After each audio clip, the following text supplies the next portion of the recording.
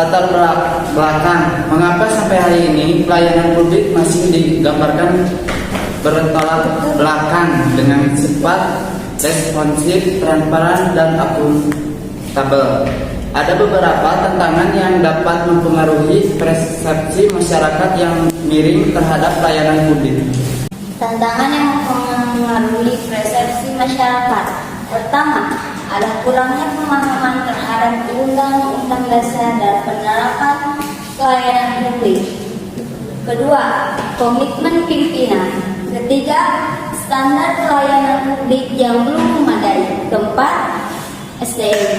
Kelima, ada kemampuan dan itikat pelaksana. Keenam, ada koordinasi internal. Dan ketujuh, terakhir, ada sarana dan prasarana. Upaya yang dapat dilakukan guna dari standar pelayanan publik harus menjadikan tolak ukur pendorong penyelenggaraan pelayanan dan acuan penilaian pelayanan publik, karena pelayanan yang mudah, terjangkau, cepat, dan terukur adalah yang diperlukan. Mengenai tantangan tentang belum adanya standar pelayanan publik, perlu dibuat standar pelayanan publik yang mencakup sistem mekanisme dan prosedur. Dalam UU sudah diatur tentang itu. Yang cukup penting, penyusunan standar keamanannya harus melibatkan masyarakat. Upaya yang dapat dilakukan, peran lembaga pengawasan yang telah dibentuk juga harus dimaksimalkan dengan segenap kekuatan. Sarana dan prasarana merupakan kendala yang paling mudah diatasi di antara semua tantangan.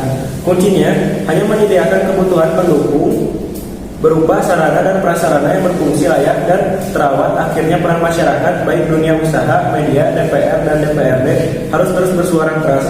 Kita semua harus tegas, tidak boleh berhenti atau menghilang dalam waktu demi untuk mengatasi tantangan-tantangan dan mendorong perbaikan peningkatan pelayanan publik. Alasan dan contoh masalah pelayanan publik. Alasan yang pertama, kurang responsif. Respon terhadap berbagai keluhan, aspirasi maupun harapan masyarakat seringkali lambat atau bahkan diabaikan sama sekali, baik petugas pelayanan sampai dengan tingkat penanggung jawab instansi.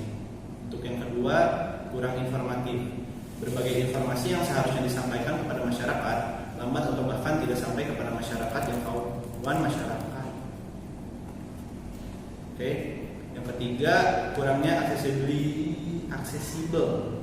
Berbagai unit pelaksanaan pelayanan terletak jauh dari jangkauan masyarakat, sehingga menyulitkan bagi mereka yang memerlukan pelayanan tersebut.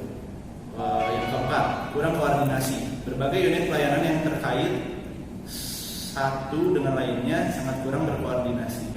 Kelima, birokratis. Pelayanan pada umumnya dilakukan melalui proses yang terdiri dari berbagai level, sehingga menyebabkan penyelesaian pelayanan terlalu lama. Akibatnya berbagai masalah dalam pelayanan memerlukan waktu yang lama untuk diselesaikan. Yang keenam, kurang mau mendengar keluhan, aspirasi, saran dari masyarakat. Umumnya para pelayanan kurang memiliki kemauan untuk mendengar keluhan, saran, aspirasi dari masyarakat. Akibatnya pelayanan dilaksanakan dengan apa adanya, tanpa adanya perbaikan dari waktu ke waktu. Yang terakhir, inefisiensi. Berbagai persyaratan yang diperlukan seringkali tidak relevan dengan pelayanan yang diberikan. Contoh permasalahan pelayanan publik. Yang pertama ada permasalahan pelayanan di sektor kelistrikan. Hal yang sering diajukan adalah penertiban pemakaian tenaga listrik. Kedua, ada permasalahan pelayanan di sektor pertambangan. Hal yang sering dipermasalahkan adalah izin usaha pertambangan. Yang ketiga, permasalahan pelayanan di bidang kehutanan. Hal yang biasa diajukan adalah terkait tumpang tindih izin kawasan hutan.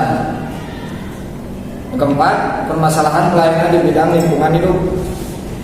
Hal yang sering diajukan adalah masalah pengelolaan sampah dan limbah. Dan yang kelima, permasalahan pelayanan dalam penanaman modal. Hal yang sering diajukan adalah soal jaminan hukum berinvestasi serta adanya pungli. Permasalahan manajemen dalam pelayanan publik. latar belakang, manajemen dalam pelayanan publik, penyelenggaraan tata kelola pemerintahan yang baik atau good governance terletak pada seberapa jauh kolaborasi dan sinergitas antara tiga pilar bernegara, yaitu rakyat, pemerintah, dan pengusaha secara kohesif, selaras dan seimbang. Untuk itu, akuntabilitas pelayanan publik akan menjadi titik krusial bagi arah perkembangan demokrasi di Indonesia dalam waktu sekarang ini. Baik, selanjutnya akuntabilitas atau accountability merupakan ukuran yang menunjukkan apakah aktivitas birokrasi publik atau pelayanan publik yang dilakukan oleh pemerintah sudah sesuai dengan norma dan nilai yang dilanjut oleh rakyat, dan apakah pelayanan publik tersebut mampu merekomendasi kebutuhan rakyat yang sesungguhnya. Perhatian utama terhadap good governance dalam kaitan dengan penggunaan otoritas dan manajemen sektor publik. Yang pertama, korupsi. Pervasifnya korupsi yang cenderung menjadi karakter tipikal yang melekat, bahkan di beberapa negara terbukti bahwa budaya korupsi telah begitu melekat di dalam birokrasi pemerintahan. Yang kedua, kelangkaan sumber daya. Hal ini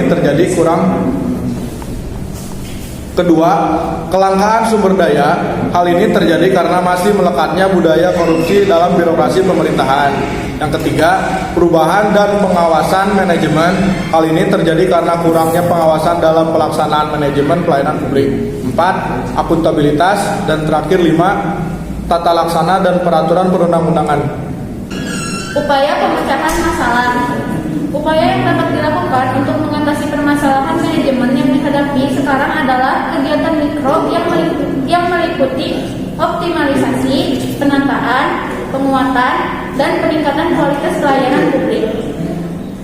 Lalu ada alasan terjadinya permasalahan manajemen pelayanan publik dan contohnya. Yang pertama ada alasan. Yang pertama, faktor sumber daya manusia aparatur. Lalu yang kedua, pola pikir, kinerja, serta budaya birokrasi. Yang ketiga, organisasi birokrasi dan tata laksana. Yang keempat, inovasi dan perilaku birokrasi serta teknologi informasi. Selanjutnya ada contoh permasalahan yang sering terjadi. Yang pertama, buruknya fasilitas pelayanan publik. Yang kedua, minimnya akses pelayanan publik di beberapa daerah. Yang ketiga, buruknya pengadaan pelayanan publik. Yang keempat, mekanisme pengaduan tidak jelas. Yang kelima, maraknya aksi pungli. Nah, kurangnya kepastian dan diskriminasi pemberian layanan. Yang ketujuh, petugas yang cenderung semena-mena. Disimpulkan bahwa permasalahan pelayanan publik adalah kurangnya kesadaran pemerintah dan masyarakat atas hal yang terjadi di masyarakat itu sendiri, baik dalam menjalankan aturannya hingga sarana dan prasarana yang dapat dipakai dalam menjalankan pelayanan publik tersebut. Sekian materi dari kami. Untuk kekurangan dan kelebihannya mohon dimaafkan.